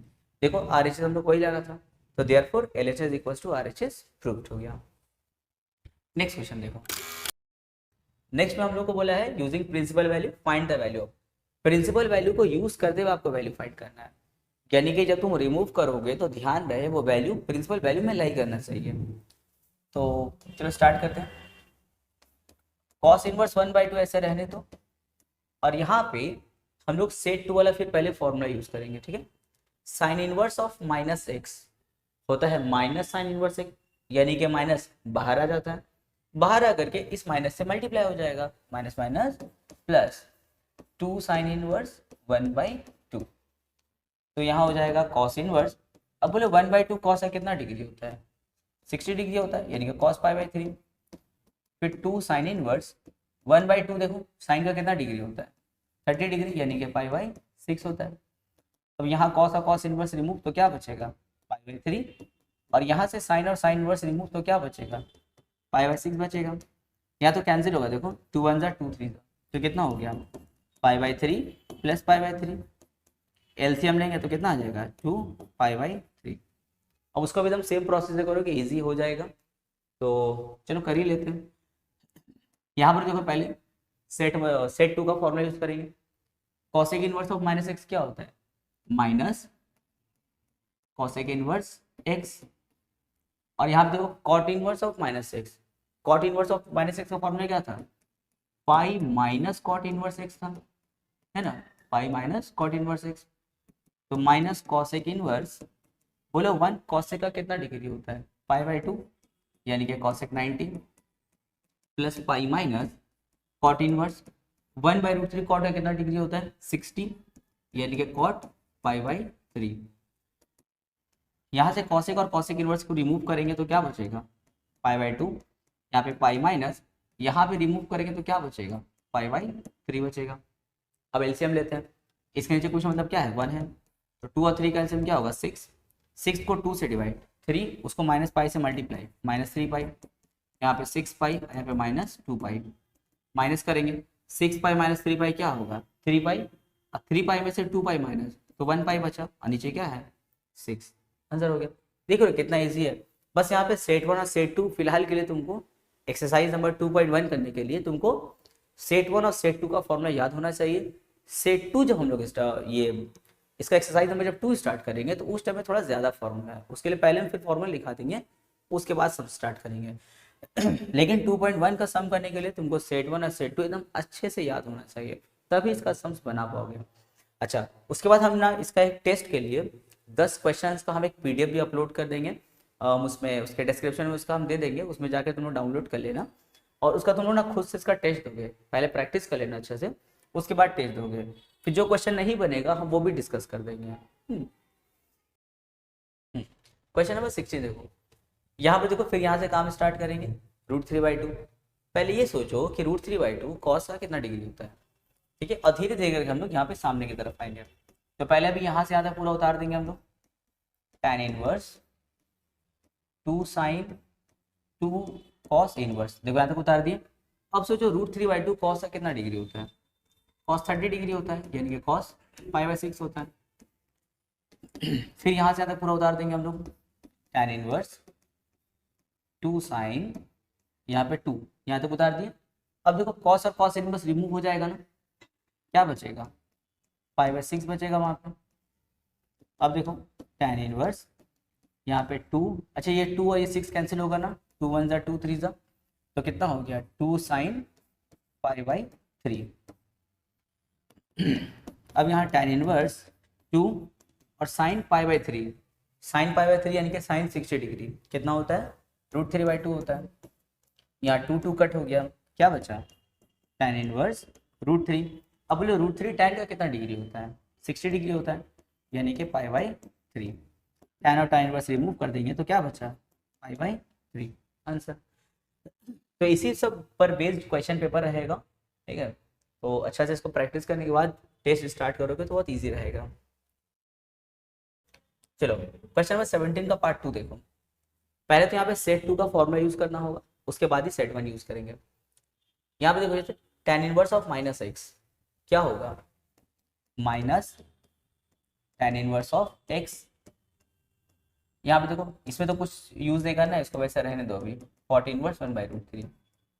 और देखो यहाँ पर भी यूज होगा ना, जैसे यहाँ पे 2 बार देखो यूज करना होगा, साइन ऑफ माइनस थीटा, एक फॉर्मूला में बचपन से याद किया ना, साइन ऑफ माइनस थीटा क्या होता है, माइनस साइन थीटा होता है।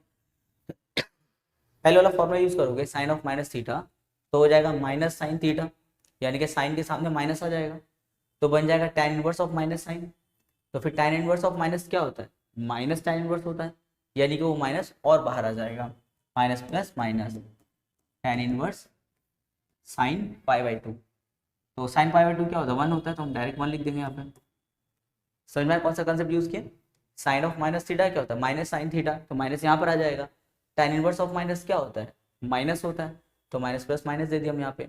और साइन π/2 क्या होता है, यानी कि साइन 91 होता है। अब यहाँ देखो tan इनवर्स, अब सोचो 1/√3 tan का कितना डिग्री होता है, 30 डिग्री, यानी कि tan 5/6 होता है। फिर यहाँ पे cot इनवर्स 1/√3 cot है, कितना डिग्री होगा, 60 डिग्री, यानी कि cot 5/3।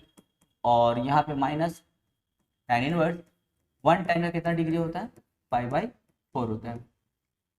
बस अब यहाँ से tan और tan इनवर्स रिमूव तो क्या बचेगा, 5/6। यहाँ से cot और cot इनवर्स रिमूव होगा तो क्या बचेगा, 5/3। और यहाँ से tan और tan इनवर्स रिमूव होगा तो क्या बचेगा, 5/4। अब तुम लोग इसका एलसीएम लेना, ठीक है। इसका एलसीएम कितना होगा, 12 होगा। 12 को 6 से डिवाइड, 2 उसको -π से मल्टीप्लाई, -2π, यहाँ पे हो जाएगा 4π, यहाँ पे 3π। तो 4π - 2π क्या होगा, 2π। 2 - 3 क्या होता है, -π, और नीचे में क्या है 12। इसका आंसर क्या हो गया, -π/12। 18 का वन देखो, cos साइन इनवर्स -3/5, इसका हम लोग को वैल्यू फाइंड करना होगा। ये क्वेश्चन थोड़ा अलग है। इस क्वेश्चन में हम लोग पाइथागोरस थ्योरम का यूज करने वाले हैं। देखो यहाँ पे क्या है, cos साइन इनवर्स -3/5। अब तुम लोग सोचोगे सर आप यहाँ पे क्यों पाइथागोरस थ्योरम यूज करने का बात की है, इसलिए हम बात की है, अब तक जितना भी क्वेश्चन था अंदर में देखो एंगल था ना, या फिर एक ऐसा वैल्यू था जो साइन या फिर कॉस का कुछ डिग्री में आता था, जैसे √3/2 तो कॉस 30 डिग्री, 1/2 साइन 30 डिग्री, माने अंदर में कुछ ऐसा वैल्यू था जो साइन या कॉस का डिग्री होता था। पर देखो इस बार है 3/5, तो 3/5 तो साइन और कॉस किसी का कोई डिग्री होता नहीं है। तो उस केस में हम लोग क्या करते हैं, पाइथागोरस थ्योरम का हेल्प लेते हैं हम लोग। पर उससे पहले हम लोग को अपना सेट नंबर 2 का फॉर्मूला यूज करना होगा। देखो cos of sine inverse of -x, तो सेट 2 में साइन इनवर्स ऑफ -x क्या होता है, माइनस साइन इनवर्स x होता है ना, सेट 2 का फॉर्मूला। अच्छा उसके बाद क्लास 9 में हम लोग एक फॉर्मूला याद किए थे, cos of -theta. Cos of -theta क्या होता है, कॉस थीटा होता है। देखो ये सब फॉर्मूला ना खूब अच्छे से रिवीजन करना होगा। अगर किसी को फॉर्मूला रिवीजन है तो उसको लगता है हाँ सर ये तो याद किया, तो बच्चा वाला है तो कर लेंगे। और जिसको याद नहीं होगा उसको लगता होगा यार ये कहाँ से आ गया, अब ये कहाँ से आ गया, इसको कैसे याद करेंगे, हम कैसे करेंगे एग्जाम में, छोड़ देंगे। तो ऐसा उसके अंदर से फील आएगा। तो इसलिए ये सब फॉर्मूला अच्छा से तुम लर्न कर लेना तुम लोग। तो देखो कॉस ऑफ -थीटा क्या होता है, कॉस थीटा। तो यहाँ पर भी कॉस ऑफ माइनस, ये थीटा की जगह में है, तो कॉस ऑफ -थीटा क्या होगा, कॉस थीटा। तो लिखेंगे कॉस और थीटा की जगह में कौन आएगा तब, साइन इनवर्स 3/5। अब देखो अब हम लोग चलते हैं पाइथागोरस थ्योरम में। पाइथागोरस थ्योरम जो हम लोग यूज करते हैं, तो बताओ उस केस में साइन कॉस और टाइन का फॉर्मूला क्या होता है। अच्छा 90 के सामने वाला कौन होता है, हाइपोटेन्यूज, ये परपेंडिकुलर, और ये क्या होता है, बेस। तो इस केस में साइन का फॉर्मूला क्या होता है, p/h, कॉस का फॉर्मूला p/h है ना, तुम लोग याद किए वैसे। देखो साइन का फॉर्मूला क्या होता है, p/h, कॉस का फॉर्मूला p/h, tan का फॉर्मूला p/b। अब बाकी कॉसेक क्या होता है, इसका रेसिप्रोकल हो जाता है। कॉसेक क्या होता है, h/p, सेक क्या होता है हम लोग का h/b, एंड कॉट क्या होता है हम लोग का b/p होता है। तो इसी कंसेप्ट को हम लोग यहाँ पे यूज करेंगे। देखो यहाँ पे साइन इनवर्स 3/5 है ना, तो साइन का फॉर्मूला p/h होता है। तो p के जगह में है 3 और h के जगह में कौन है, 5।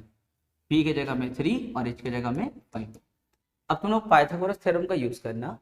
पाइथागोरस थ्योरम यूज करके तुम लोग b यानी कि बेस निकालना, कितना आएगा, 4 आएगा। ठीक है, पाइथागोरस थ्योरम समझ रहे हो, ये वाला फॉर्मूला यूज करना होगा, h² = p² + b²। तो b मिसिंग है, तो यहाँ पे b निकालना कितना आएगा, 4। तो देखो लिखेंगे कॉस, अच्छा साइन के लिए p/h होता है, पर कॉस के लिए क्या होता है, b/h होता है। तो b के जगह में कौन है, 4 है, और h के जगह में कौन है, 5 है। अब तुम लोग सोचोगे सर आप साइन इनवर्स को कॉस इनवर्स में ही क्यों कन्वर्ट किए, क्योंकि देखो यहाँ से कॉस और कॉस इनवर्स क्या होगा, रिमूव हो जाएगा। आंसर क्या होगा, 4/5। चलो सेकंड क्वेश्चन इसका देखो, यहाँ देखो फिर हम लोग क्या करेंगे, सबसे पहले सेट 2 का फॉर्मूला यूज करना होगा, कॉसेक। यहाँ देखो कॉस इनवर्स ऑफ -x, तो सेट 2 में कॉस इनवर्स ऑफ -x क्या होता है, pi minus cos inverse x होता है ना, ये फॉर्मूला होता है। अब देखो cosec of pi minus something, कौन सा क्वाड्रेंट है?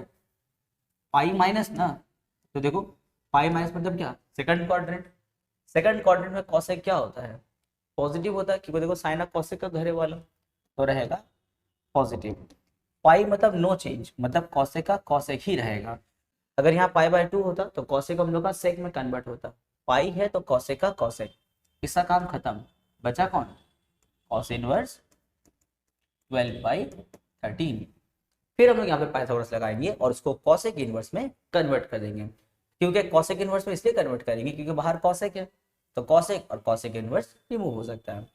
तो चलो देखो, कॉस कॉस का फॉर्मूला क्या होता है? बी बाई एच होता है, यानी कि ये होगा हम लोग का बी और ये होगा हम लोग का एच। मिसिंग कौन है? परपेंडिकुलर। तो पाइथागोरस लगा करके तुम लोग इसको परपेंडिकुलर निकालना। तो पी स्क्वायर का फॉर्मूला क्या होता है? H square minus B square. H की जगह में 13 पे स्क्वायर और माइनस यहाँ पे 12 पे स्क्वायर। इसको सिंप्लीफाई करना तुम लोग तो आ जाएगा 5, यानी कि परपेंडिकुलर कितना हो गया? 5। अब यहाँ लिखेंगे कॉसेक, तो कॉस इनवर्स को कन्वर्ट करेंगे कॉसेक इनवर्स में। अब ये फॉर्मूला लिखे थे ना, कॉसेक इनवर्स का क्या होता है? एच बाई पी होता है। तो एच की जगह में क्या बैठाओगे?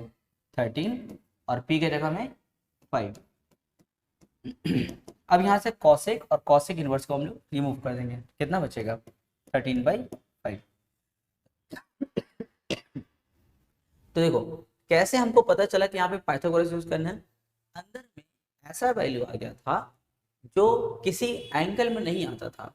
जैसे अगर 1/√3 होता है तो वो tan का 30 डिग्री होता है, पर यहाँ पे 12/13 आया और इससे पहले वाला जो क्वेश्चन में -3/5 था वो किसी भी एंगल में नहीं आता था हम लोग का। तो इसीलिए हम लोग क्या किए? पाइथागोरस का हेल्प लिया हम लोग। Question number 19। देखो 19 में थोड़ा सा अलग काम है। बोला है शो करना है this is equal to 4 minus root 7/2। तो यहाँ पे 2 नहीं, एक्चुअल में यहाँ पे 3 होगा। कैलकुलेशन के एंड में तुम लोग को समझ में आएगा यहाँ पे 2 आना चाहिए या फिर 3 आना चाहिए। चलो तो इसको बनाने का देखो तरीका क्या होता है। सबसे पहले जो अंदर वाला पार्ट देख रहे हो ना, इसको हम लोग एक्स लेट कर लेंगे। एक्स तो लिखेंगे let 1/2 sine inverse 3/4 is equal to x. इसको हम लोग एक्स लेट करेंगे।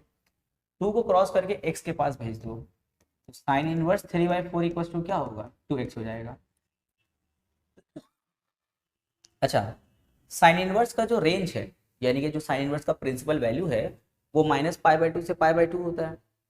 अगर हम लोग का साइन इनवर्स का रेंज यानी कि प्रिंसिपल वैल्यू अगर -π/2 से π/2 है, तो हम लोग का जो 2x होगा वो भी क्या होगा?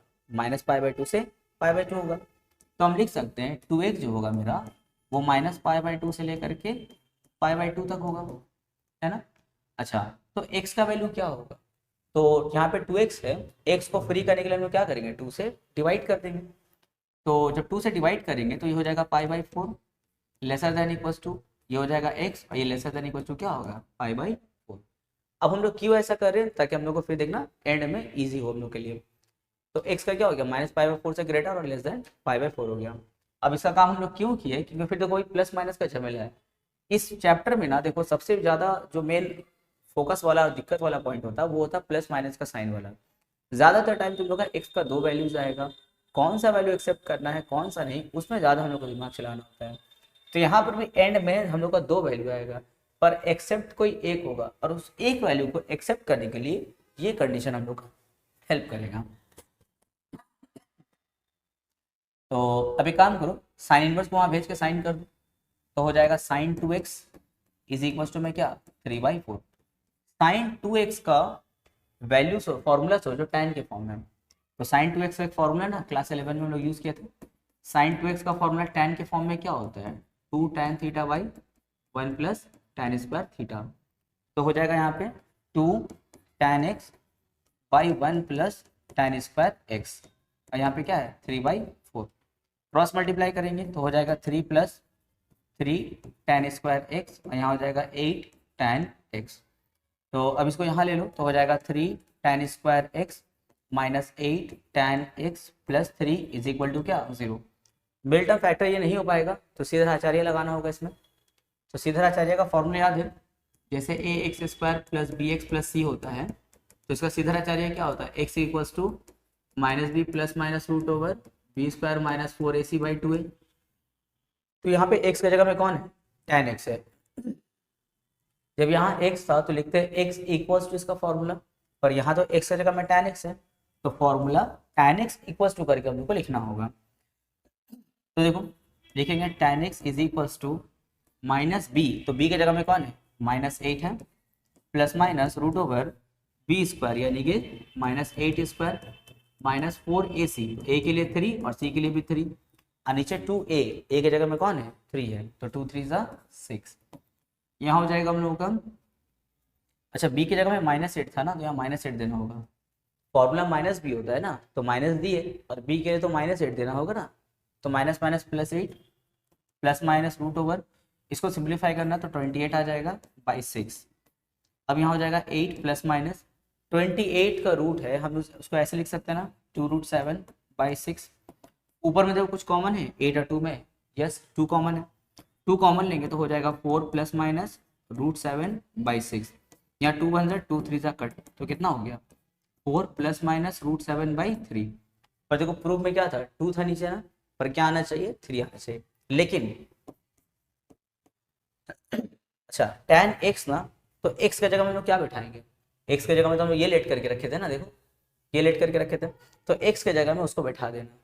तो हम यहाँ पे कर रहे हैं, लिखेंगे tan और x की जगह में क्या बैठाएंगे 1/2 साइन इनवर्स 3/4 और इक्वल्स टू में क्या है 4 प्लस माइनस √7/3। अब देखो इसका हम लोग का देखो दो वैल्यू आ गया ना, एक है हम लोग का 4 प्लस √7/3 और एक हम लोग का 4 माइनस √7/3। अब सवाल है क्या दोनों वैल्यू एक्सेप्टेबल है, बिल्कुल नहीं, प्रूफ में तो भाई माइनस है, पर वहां पर क्या है हम लोग का प्लस माइनस दोनों है। अब सवाल है कि हम लोग माइनस ही क्यों लेंगे प्लस क्यों नहीं, तो इसका आंसर ये होगा कि देखो हम लोग का x कहाँ से कहाँ तक लाई कर रहा है -π/4 से π/4, अगर तुम बोथ साइड tan ले लोगे, अगर हम लोग बोथ साइड tan लेते हैं तो हो जाएगा tan π/4, ये भी tan π/4 और यहाँ पे क्या होगा tan x, तो माइनस ऑफ tan π/4 क्या होता है -1 एंड tan π/4 क्या होगा 1, यानी कि हम लोग का tan -1 से 1 के बीच में लाई करेगा ना। देखो ध्यान समझना, ये सबसे की पॉइंट हम लोग देखो, मेरा x है -π/4 से ग्रेटर और π/4 से क्या है लेसर है, अगर हम बोथ साइड tan ले लेते हैं तो हो जाएगा tan x greater then minus tan π/4, यहाँ हो जाएगा tan π/4, तो माइनस tan π/4 क्या होगा 1 less than equals to tan x and less than equals to क्या 1, यानी कि हम लोग का tan देखो -1 से 1 के बीच में होना चाहिए ना। अब सोचो अगर तुम √7 का वैल्यू बैठाते हो और प्लस लेके अगर काम करते हो तो 4 प्लस √7 जब करेंगे ना तो वो हम लोग का जो है 6 पॉइंट समथिंग आ जाएगा। √7 अगर हम लोग करते हैं और 4 में उसको ऐड करेंगे तो ऐड करके देखना वो वैल्यू 3 से बड़ा आएगा, ऑब्वियसली 4 से बड़ा आ जाएगा है ना, तो ऐड करके वो 3 से बड़ा रहेगा और नीचे में क्या है 3।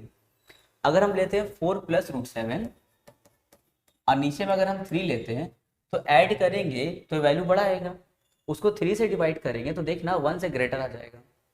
तुम लोग करके देखना एक बार कैलकुलेटर में, √7 का वैल्यू बैठाना 4 में उसको ऐड करना, ऐड करके 3 से डिवाइड करना, देखना वो 1 से बड़ा वैल्यू आएगा। पर मेरा रेंज क्या है -1 से 1 के अंदर तक है, पर यहाँ तो 1 से ग्रेटर आ जाएगा।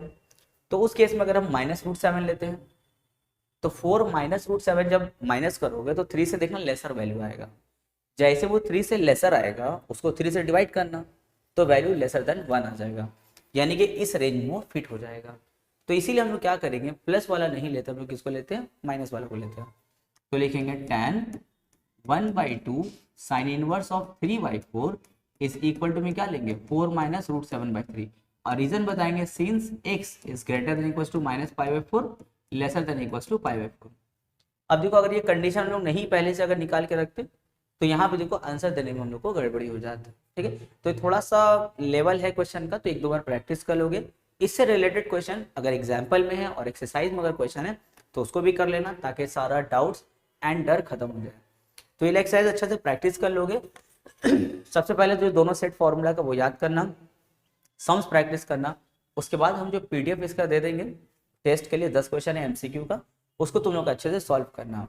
अगर पहली बार में अच्छे से सॉल्व नहीं कर पाओ तो ठीक है, उसको फिर रख देना, क्वेश्चन पेपर को रख करके फिर से इसको 1-2 दिन का टाइम लो, फिर से प्रैक्टिस करो, प्रैक्टिस करके फिर से तुम लोग उसको अटेम्प्ट करोगे।